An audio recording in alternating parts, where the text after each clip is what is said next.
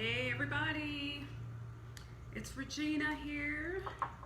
How y'all doing? I know it's been a while, but I wanted to come on today to share some little gardening tips. It's family friendly, something you can do with your kids, your entire family actually. I usually start planting around May, but it's June and you can still plant, especially herbs. Herbs do very well. They usually spring up very quickly. This is something you can do. I know the kids are still at home, and if you want a simple project you can do with your children, this is a great project with very limited and very simple supplies. So I actually have some started, and I want to show you some of the things that I've done with my garden. And actually I did this in my apartment, and I placed all of my seedlings in the windowsill and just allow the light to nurture them. And of course I water them, but it's so simple. It's a simple project. So you just start with everybody knows what these are. These are the classic picnic cups. So I have picnic cups. I have a small little 2-ounce portion cup, and this is going to be very important. So make sure you have a 2-ounce portion cup, and you can find these just about anywhere, like in the picnic aisle. They're really for like condiments and sides. It usually comes with lids, but they are available. So you shouldn't have to special order those. I have some potting soil that I'm going to use, and I'm going to use some kitchen shears. I'll show you why. And a scoop for the potting mix, as well as water and then seeds. So I actually harvest seeds. So whenever I have fruits and vegetables and they have seeds, I just take the seeds out, I dry them out, and I harvest my own seeds because I just like knowing that I have my own seed supply. I probably have about a year's worth of seeds. So yeah, I harvest seeds very frequently, and what I do, I remove them, I rinse them out, I put them in little bowls like this, and I just allow them to dry out completely for at least 3 days. You don't want them too moist or they'll mold.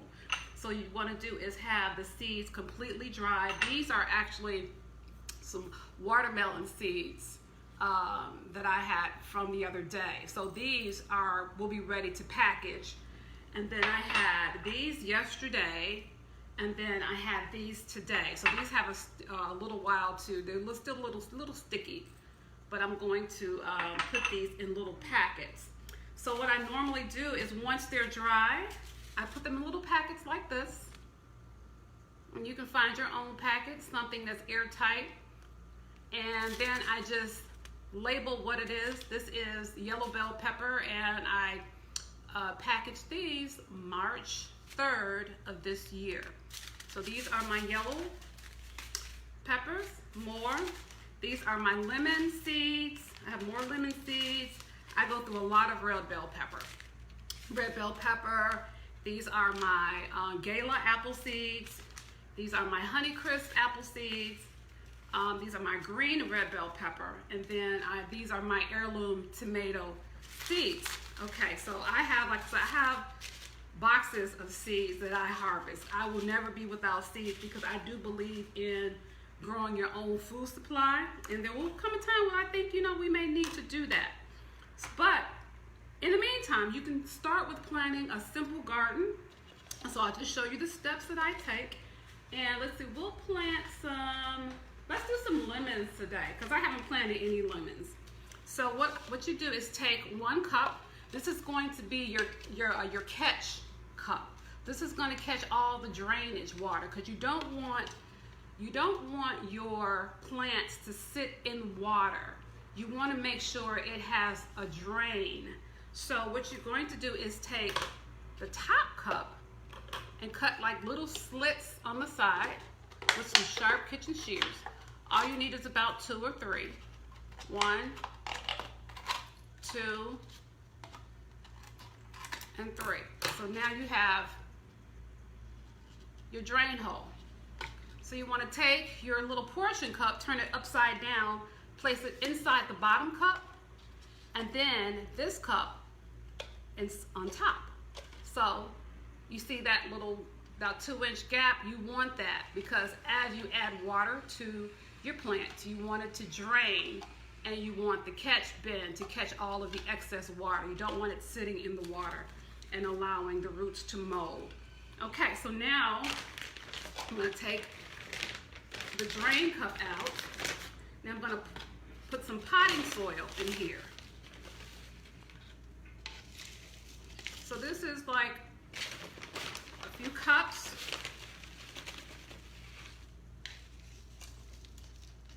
A little messy, but that's okay. Nothing wrong with dirt. Okay, so now, hang on a second, let me clear my camera because I'm on low battery. All right, sorry about that. Okay, so you want to fill it up. So there's about an inch gap from the top. So what I'm gonna do is make just a little crater, and I'm gonna add my lemon seeds. I'm not gonna add many because these will grow into trees. What I want to do is get it started. So I'm going to just plant one right in the middle, and then I'll take maybe 6 seeds and plant. I'll show you. I'm going to put them on top just so you know how I section them. Okay, so that's how it should look. All right. So then what you're going to do is take a little more dirt just to cover it. All right, I'm gonna pack it down just a little bit. Put the drain cup inside the catch cup. And you know what, before you do that, you may wanna just label what it is. So this is lemon, okay? So we'll know what it is. All right, then we add water. Not too much, we wanna give it a nice little shower. About a little less than a half cup. Okay, and that's it, and you're done. But let me just show you some of the plants that I've worked with over the last few weeks. I don't know if you can guess what this is. This is actually chia seeds. Yes, they're chia seeds. Chia seeds are so nutritious by themselves. But when you plant them and you let them spring up, especially in the beginning stages when they sprout about 2-3 inches, they become microgreens, and you can add them to salads, smoothies, and they are it's a superfood. It's super nutritious because now it's a living food.